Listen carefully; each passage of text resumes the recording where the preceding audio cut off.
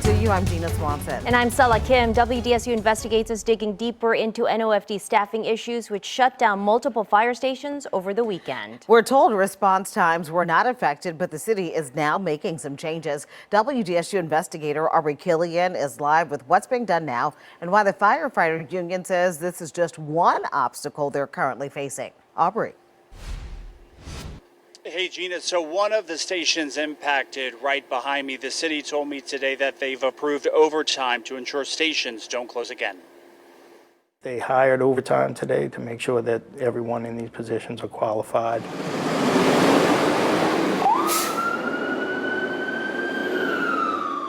NOFD says on Saturday, 13 New Orleans firefighters called in sick. 4 were captains, and that led to 3 stations being temporarily closed that day across the city. NOFD Union President Aaron Mishler says this weekend's staff shortage comes on top of employees' issues with not being paid for acting as an operator. But to knowingly have someone who's not qualified for that position and order them to take over that position and assume all responsibilities, that's problematic. The operator is the person driving the truck. We did have an incident that happened Saturday where the ladder truck got stuck in a sinkhole while responding to a call.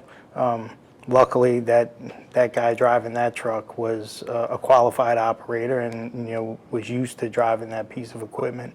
We don't know how that would have turned out if someone not qualified would have been in that position. He says when performing as an operator, that can require a 10% increase in pay, which he says has stopped as the city deals with a budget crisis. The chief can compel people to work and drive the trucks. While they may not have a certification, they certainly can drive the truck. We want to make sure that people get to emergencies, and that is the priority. Michael Harrison is the deputy mayor of public safety. He's approved overtime to ensure stations don't close. Going forward, the chief, when faced with these circumstances, before making a decision to shut anything down, should elevate that to me. And then, of course, I can give guidance to the chief.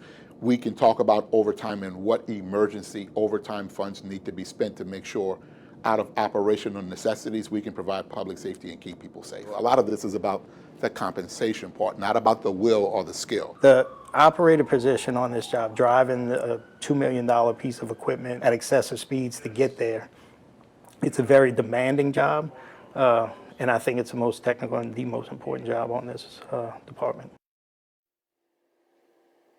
So according to the city, it's important to note that a commercial driver's license, they say, is not required to operate NOFD fire apparatuses. And the city says right now there's about 175 certified operators of the more than 600 fire department employees.